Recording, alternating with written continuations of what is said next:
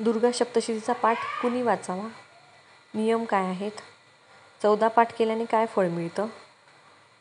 आज आपण सगळं बघणार आहोत. फक्त दुर्गा सप्तशती ग्रंथ पाठ याबद्दलच. पहिली गोष्ट, पाठ कुणाला बंधन नाही आहे. पाठ तुम्ही सुवासिनी असाल, विधवा स्त्रिया असतील, कुमारिका असतील, त्याचबरोबर पुरुष असतील, सगळे पाठ करू शकतात. दुसरी गोष्ट, तुम्हाला जर पाठ करायचा आहे, तुमची काही इच्छा असेल, तुम्ही किती पाठ करणार आहात आधी हे ठरवा. त्यानंतर तुम्ही संकल्प सोडा. उजव्या हातामध्ये पाणी घ्या, त्यावर हळदी, कुंकू, अक्षत, फूल हे सगळं तुम्हाला घ्यायचं आहे. तामणामध्ये पाणी सोडत तुम्हाला किती पाठ करायचे हे तुम्हाला सांगायचं आहे आणि तुमची इच्छा सांगायची आहे.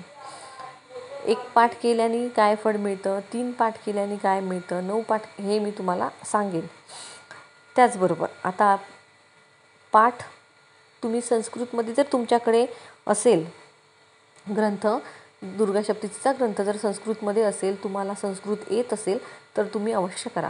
पण ज्यांना येत नाही त्यांनी जवळच्या केंद्रातून मराठीमध्ये आहे दुर्गा सप्तशतीचा ग्रंथ, तो तुम्ही घेऊन या आणि त्याचं तुम्ही व्यवस्थित पठण करू शकता.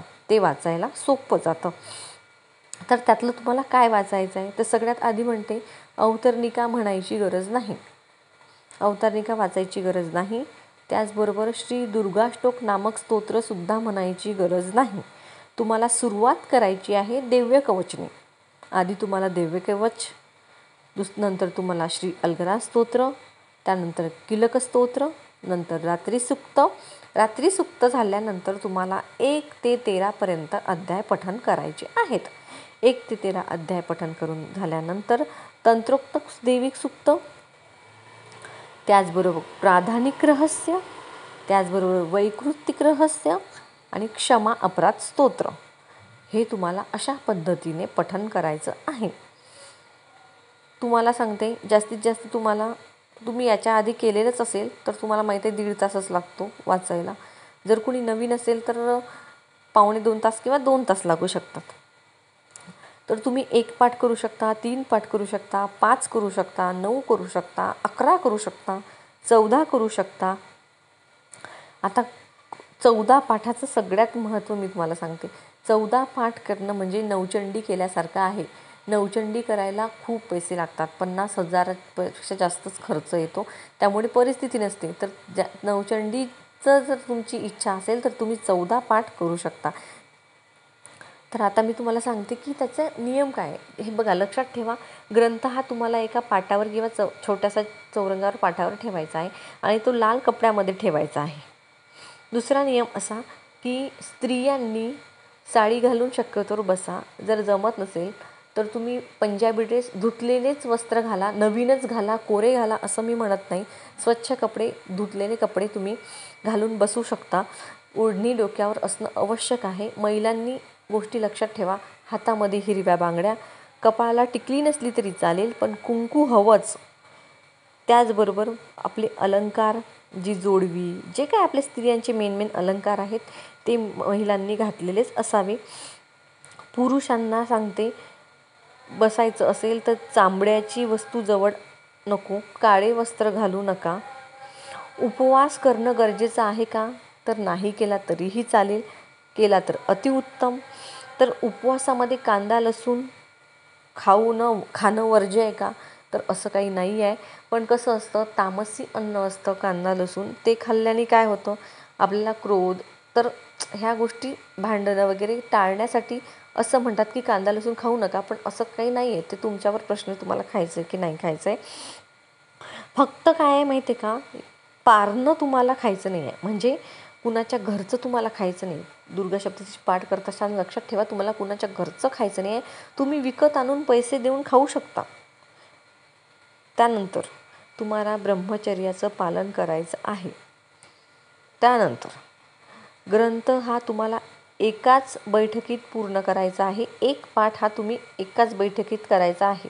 1 अध्याय झाला उठू का 2 असं नाही. पूर्ण एकाच याच्यामध्ये बसून, एकाच आसनावरती बसून 1 पाठ तुम्हाला पूर्ण करायचा आहे. दिवसभरात तुम्ही कधीही ग्रंथाचं पठण करू शकता. त्याला काही असं बंधन नाही आहे की 12 वाजता करू नका, 1:30 वाजता करू नका. दिवसभरात तुम्ही कधीही दुर्गा सप्तशती ग्रंथाचं पाठ तुम्ही करू शकता.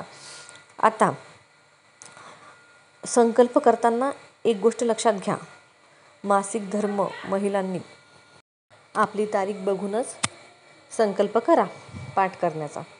त्यानंतर राहू काळ अतिशय उत्तम मानला गेलेला आहे दुर्गा सप्तशतीचे पाठ करण्यासाठी, पण तसं तुम्ही दिवसभरात कधीही करू शकता. त्यानंतर जोरात एकदम अशा घाईघाईने जोरजोरात असं ग्रंथाचं पठण नाही करायचं. शांतपणे आणि एका व्यक्तीला ऐकू येईल अशा पद्धतीने ते मनातल्या मनात समजताना सध्याच मला हे पठण करायचं नाही आहे, ऐकू येईल पुढच्याला असंच तुम्हाला हे पठण करायचं आहे. आता किती पाठ केल्याने काय फळ मिळतं असं म्हटलं जातं, एक पाठ जर केला तर फलसिद्धीसाठी होतो, 3 पाठ उपद्रव शांती, 5 पाठ सामान्यतः सर्व प्रकारच्या शांतीसाठी, 7 पाठ भयमुक्तीसाठी, 9 पाठ यशफल प्राप्तीसाठी, 11 पाठ राज्यप्राप्तीसाठी, 12 पाठ कार्यसिद्धीसाठी, 14 पाठ नवचंडीसाठी, 15 पाठ सुखसंपत्तीसाठी, त्यानंतर 16 पाठ पुत्र धनप्राप्तीसाठी, 17 पाठ शत्रू राजा रोग भय यासाठी, 18 पाठ प्रियप्तीसाठी, 20 पाठ अनिष्ट ग्रह निवारणासाठी. तर अशा पद्धतीने तुम्ही त्यानंतर एक आणखी आहे 25 पाठ बंधमुक्तीसाठी. तर तुम्ही तुमच्यावर आहे की तुम्ही किती पाठ करावेत. 1, 3, 7, 9, 11, 14, 12, 15 एवढे तुम्ही करू शकता. मी तुम्हाला फलप्राप्ती पण सांगितलेली आहे. तुम्हाला जे नियम सांगितले ते नियम पाळूनच दुर्गा सप्तशतीचं पारायण करायचं आहे. खूप चांगला अनुभव तुम्हाला येईल. माझा स्वतःचा अनुभव आहे. दुर्गा सप्तशतीचे पाठ करणं म्हणजे आपल्या घरामध्ये खूप चांगली सेवा घडत असते, आपल्या कुलदेवतेची सेवा होत असते. तर एक पाठ का होईना नवरात्रीमध्ये प्रत्येकाने करायलाच हवा.